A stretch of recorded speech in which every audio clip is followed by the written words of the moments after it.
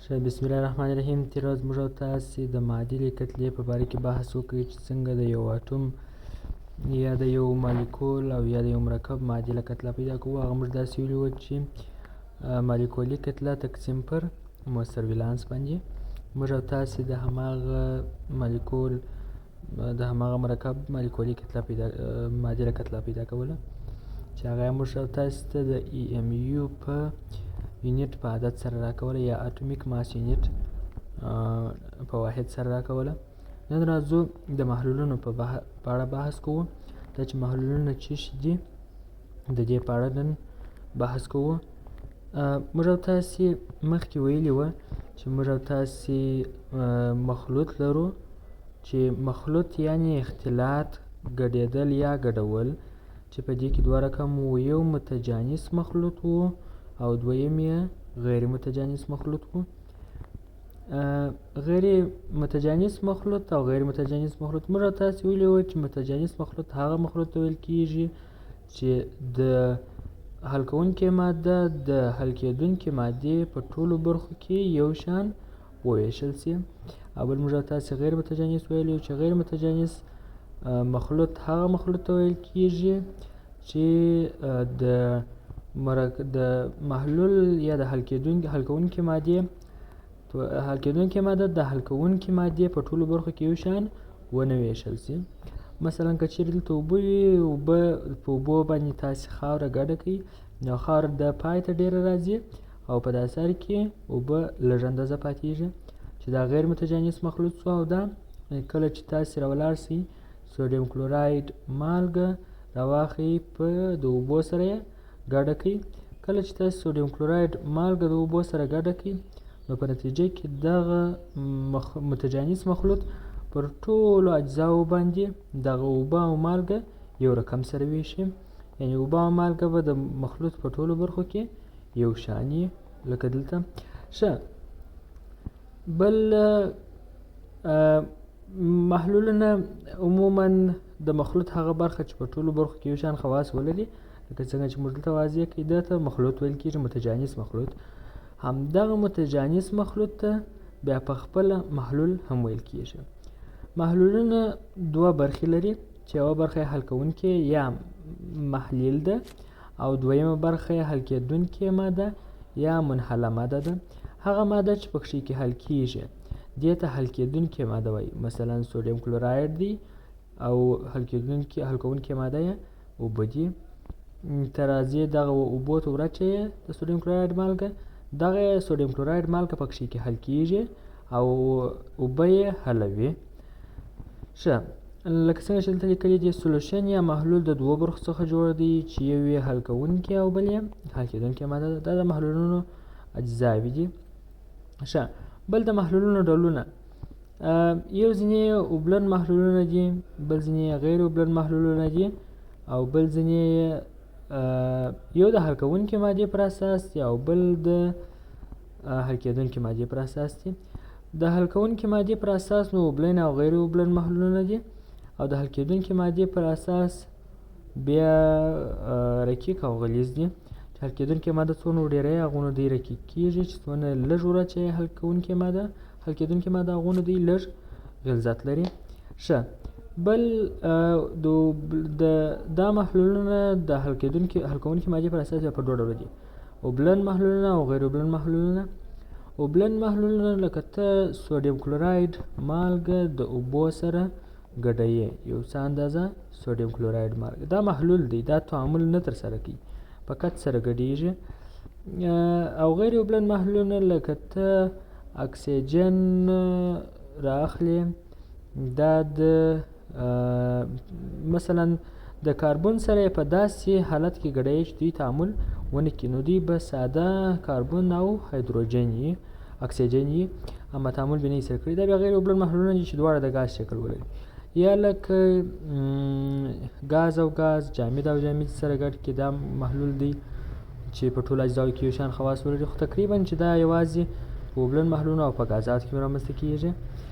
بل د هغه څخه وروسته د حل کېدونکې مادې له مخې لکه څنګه چې موږ تاسې ویله چې مثلا سوډیم کلوراید مالګه ده، دا رااخلې اوبو ته یې وراچوې دا یو محلول څو که چیرې ته 20 ګرامه ور واچوې اوبو ته او که چیرې ته راولاړ شې 40 ګرامه ور واچوې سوډیم کلوراید مالګه د اوبو سره ګډه کړې دا بیا په خپله بله کم محلول شو.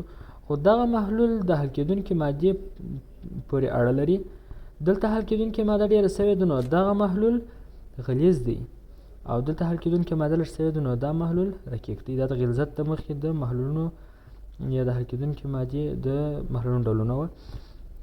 د محلولونو ډولونه د حل کوونکې مادې د قدرت له مخې پر 3 ډوله دي.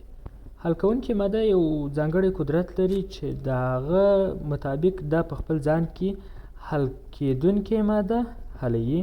دغه حل کوونکې ماده اوبه یعنې کېدای شي ووایو اوبه په خپل ځان کې په معلوم مقدار سره مالګه حلوي چې اوبه حل کوونکې ماده او مالګه حل کېدونکې ماده شوه چې هغه ته یو غیر مشبوع او بل مشبوع او بل مافوق المشبوع وایي. غیر مشبوع یا هغه دی چې دی یعنی اوبه په ځان کې د نورې مالګې د حل کولو وړتیا هم ولري. مشبوع یا هغه دی چې اوبه چې حل کوونکې ده د مالګې چې حل کېدونکې ده د نورې اندازې د حل کولو وړتیا په ځان کې نه لري. یعنی مشبوع هغه محلول دی چې اوبه په ځان کې د نورې مالګې د حل کولو وړتیا نه لري. او مافوق المشبوع هغه دی چې د یو بلې ذرې په مرسته ته په اوبو کې نوره مالګه حل کړې لکه تودوخه ورکړې چې هغه نوره مالګه په ځان کې حل کړي یا بوره ور واچوې ویشې چې تودوخه ورکړي هغه نوره بوره په ځان کې حلوي چې وروسته یخی سي دا کلکېږي. بل محلولونه جوړېدل. محلولونه څنګه جوړېږي؟ محلولونه داسې جوړېږي مثلا موږ او تاسې دلته سوډیم کلوراید مالګه راواخیستله جمع د اوبو سره مو یو ځای کړله.